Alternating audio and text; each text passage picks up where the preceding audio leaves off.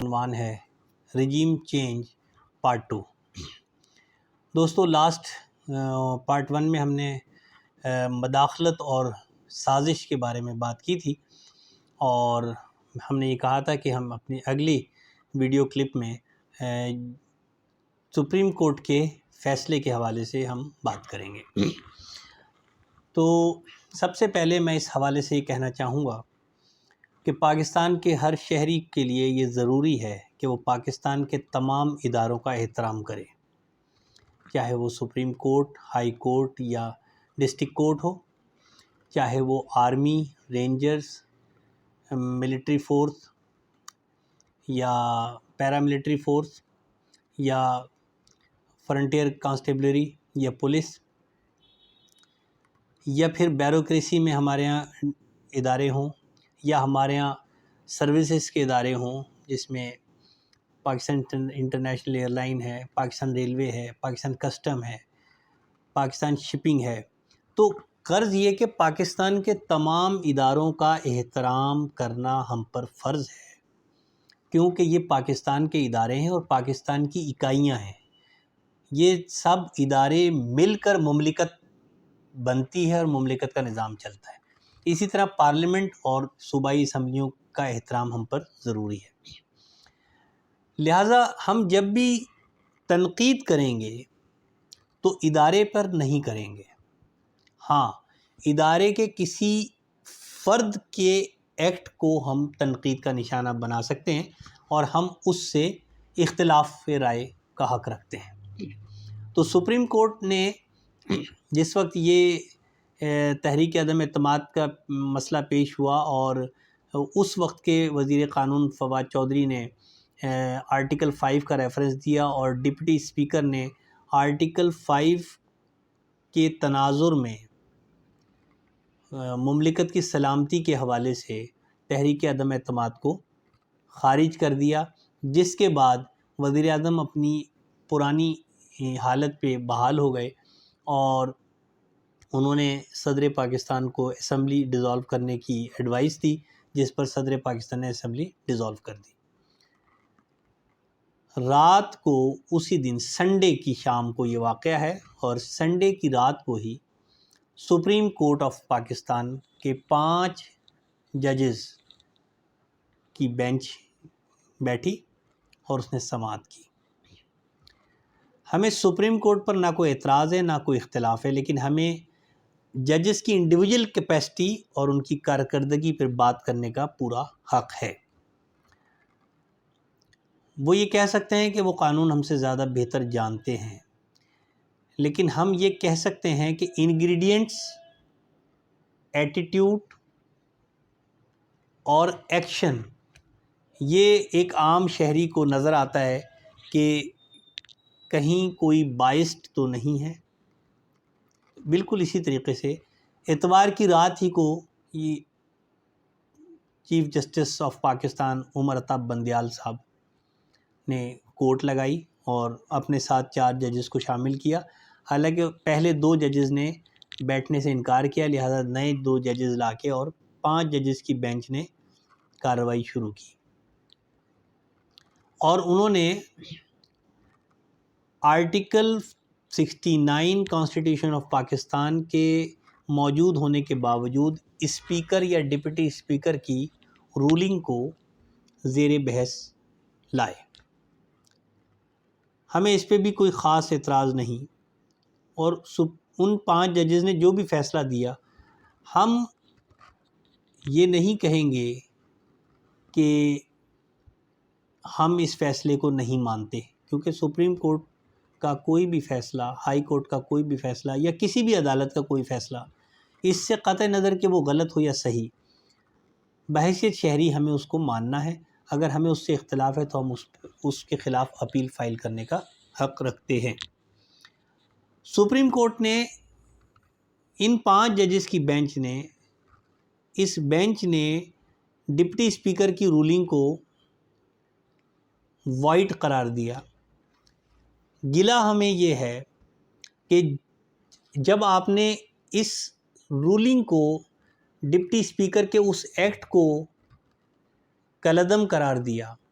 تو آپ کو ان وجوہات کا ذکر بھی تفصیل سے کرنا تھا اپنے آرڈر میں کہ جن وجوہات کو گراؤنڈ بنا کر صحیح یا غلط ڈپٹی اسپیکر نے تحریک عدم اعتماد کو خارج کیا۔ ان میں دو چیزیں تھیں، ایک وہ خط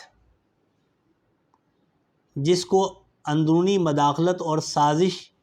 کے کانٹیسٹ میں لے کر اسپیکر نے آرٹیکل 5 کو تذکرہ کیا، اور آرٹیکل 5 کے تذکرے کے ساتھ ہی اس نے تحریک عدم اعتماد کو کالعدم قرار دے دیا۔ تو میری دانست میں جب بینچ یہ فیصلہ کرنے جا رہی تھی تو بینچ کو یہ چاہیے تھا کہ اسی آرڈر میں اس خط کے کانٹینٹس کو لازمی شامل کرتے کہ ڈپٹی اسپیکر نے کس گراؤنڈ پر اس تحریک کو بیرونی مداخلت قرار دیا، تحریک عدم اعتماد کو، تو پھر اس خط کو سپریم کورٹ میں منگوایا جاتا اور اس خط پر جو ہے وہ باقاعدہ قانون کے مطابق اس پر بحث کی جاتی، اور اس کے انگریڈینٹس کو اور اس کے الفاظ کو، اس کے انداز کو، اس میں موجود تحریر اور اس کے معنی کو پرکھا اور تولا جاتا کہ آیا یہ خط اور اس کی تحریر جو ہے وہ بیرونی مداخلت اور اندرونی سازش ہے کہ نہیں ہے۔ تو ایک تو آپ کے آرڈر میں اس چیز کی تشنگی رہ گئی کہ آپ نے اس خط کو ذکر نہیں کیا۔ نمبر دو، آپ نے صدارتی ریفرنس اس سے پہلے موجود تھا، آپ نے اس کو قطعاً لفٹ نہیں کرائی، حالانکہ صدارتی ریفرنس کے انگریڈینٹس جو ہیں وہ اس دن کی کارروائی سے اس کا کنیکشن بنتا تھا، کیونکہ 20، 22 یا 24 افراد پی ٹی آئی کا باغی ہو جانا آرٹیکل 63 کے کانٹیسٹ میں ایک آفینس تھا، اور ان کو باغی کرنے کے لیے جو سندھ ہاؤس میں پیسہ چلا اس سے متعلق رپورٹیں موجود تھیں، اور اس وجہ سے جو ہے وہ تحریک عدم اعتماد کے لیے جو اقلیتی جماعتیں تھیں، پاکستان مسلم لیگ نون اور پاکستان پیپلز پارٹی اور جمعیت علماء اسلام، ان کی اتنی ہمت ہوئی کہ انہوں نے 20-22 اراکین پی ٹی آئی کے توڑ کر اپنی جو ورتھ ہے بنائی، جس کو دیکھتے ہوئے گورنمنٹ کی الائنس پارٹیز MQM نے بھی ہمت ہار گئے۔ تو جب آپ کوئی ججمنٹ دے رہے ہوتے ہیں، جب آپ کوئی فیصلہ دے رہے ہوتے ہیں، تو فیصلے کا یہ اصول ہوتا ہے کہ تمام سرکمسٹانسز کو، تمام اس سے انٹر کنیکٹ چیزوں کو آپ نے کنسیڈر کرنا ہوتا ہے۔ ایون اگر کوئی شخص غلط گواہی دے رہا ہے تو آپ ایک اچھا جو جج ہوتا ہے وہ اس میں یہ لکھتا ہے کہ what is the reason behind the false deposition of the witness، کہ وہ وٹنس کی کہیں اینیمیٹی ایکیوز سے ہے کہ نہیں ہے۔ تو it is the duty of the جج to consider all and entire symptoms and aspects at the time of written of the order. تو آپ کے آرڈر میں انتہائی احترام کے ساتھ یہ گزارش کی جا رہی ہے کہ آپ کے آرڈر میں یہ تشنگی باقی ہے، اور اس وجہ سے عام آدمی کو آپ لوگوں پر جو ہے تنقید کرنے کا موقع ملا۔ تو میں آپ کے آرڈر سے قطع نظر کہ آپ نے اس کو پورے پروسیس کو ریورس کر دیا، نہیں کر دیا، وہ صحیح ہے کہ غلط ہے، میں اس پہ نہیں جا رہا، کیونکہ وہ معزز ججز کا فیصلہ ہے اور ہمیں اس کو قبول کرنا ہے۔ لیکن ایز اے شہری، ایز اے قانون کا طالب علم، میں اس میں جو جھول ہے اس کے بارے میں ذکر کر رہا ہوں کہ اس میں یہ سقم پایا جاتا ہے کہ ایک تو آپ نے اتوار کی رات کو عدالت لگائی، دوسرا ہائی کورٹ رات کو 12 بجے کھل گئی، تیسرا صدر پاکستان کا ریفرنس پینڈنگ میں پڑا رہا، اور آپ نے سو موٹو ایکشن کو لے کر اور 5، 7، 10 دن میں اس کو نمٹا کے پورے پارلیمنٹ کے سسٹم کو ریورس کر دیا۔ بے شک کر دیا آپ نے، لیکن اس ریورس کرنے میں آپ کو یہ چاہیے تھا کہ آپ اس لیٹر کو ڈسکس کرتے، آپ آرٹیکل 63 کو ڈسکس کرتے، آپ لوٹاکریسی کو ڈسکس کرتے، آپ سندھ ہاؤس کی ایکٹیویٹیز کو ڈسکس کرتے، تاکہ عام آدمی کو یہ پتہ چلتا کہ ہمارے معزز ججز صاحبان نے پاکستان کی سالمیت اور استحکام کے لیے تمام چیزوں کو کنسیڈر کر کے انتہائی گہرے مشاہدے کے بعد یہ آرڈر کیا اور اسمبلی کے پورے سسٹم کو ریورس کیا ہے، تو پاکستان کی سالمیت کے لیے یہ فیصلہ صحیح ہے۔ لیکن آپ نے تمام چیزوں سے آنکھیں بند کی اور آپ نے صرف ایک چیز کو پکڑ لیا، اور وہ یہ کہ کل اتنے بج کر اتنے منٹ پر یہ کیا جائے اور اسپیکر یہ کرے اور اپوزیشن یہ کرے اور گورنمنٹ یہ کرے اور اتنے بجے ترانہ ہو اور اتنے بجے تحریک عدم اعتماد کا فسانہ ہو اور اتنے بجے کاؤنٹنگ ہو اور اتنے بجے اوت اٹھا لیا جائے۔ کہاں کس آرٹیکل کے تحت آپ نے یہ باتیں لکھ دیں؟ یعنی آپ نے پارلیمنٹ کو بالکل مفلوج کر دیا۔ تو اس سے یہ شائبہ پیدا ہوا کہ اس کے پیچھے کوئی دوسرے عناصر کار فرما ہیں۔ میں بہت ہی ادب و احترام سے یہ کہنا چاہوں گا کہ اگر ہماری معزز عدالتیں، بلکہ میں عدالتوں کا نام بھی نہیں لیتا کیونکہ میرا عدالت پر یقین ہے، میرا کہنا یہ ہے کہ اگر ہمارے معزز سینئر ججز صاحبان اگر اس قسم کے کام کریں گے تو پھر عوام میں ان کی عزت جو ہے وہ محفوظ نہیں رہے گی، اور اس سے ہم سب لوگوں کو جو کہ لیگل فریٹرنیٹی کے ہم ممبرز ہیں، ہم سب کو اس سے اپنی انسلٹ فیل ہوتی ہے۔ تو سپریم کورٹ کے 5 معزز جج صاحبان نے جو اپنے فیصلے میں جن چیزوں کو چھوڑ دیا ہے، ان چیزوں کی بیس پر عام آدمی نے آپ لوگوں پر کرٹیسائز کیا اور آپ پر تنقید کی، اور اب آپ یہ فرما رہے ہیں کہ 5-10 ہزار افراد کا مجمع جو ہے وہ ہمیں پریشر نہیں ڈال سکتا۔ بالکل ہمیں پتہ ہے جناب،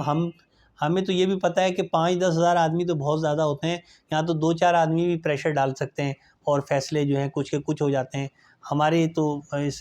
جوڈیشری کی یہی تاریخ ہے، اسی لیے ہم دنیا میں 128ویں نمبر پر ہیں۔ تو ہمیں اپنے فیصلوں پہ نظر ثانی کرنی ہوگی، ہمیں سب کو اپنے اپنے طرز عمل پر، اپنے اپنے کریکٹر پر، اپنی کارکردگی پر ریویو کرنا ہوگا،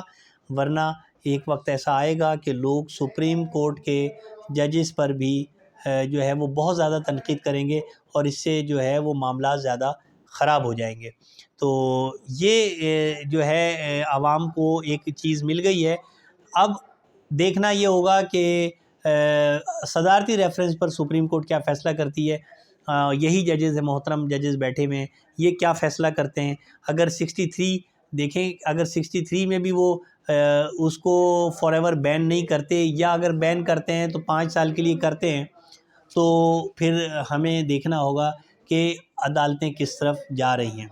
تو مجھے امید ہے کہ آپ کو یہ کلپ سمجھ آئے گا، پسند آئے گا، اس کو لائک کریں۔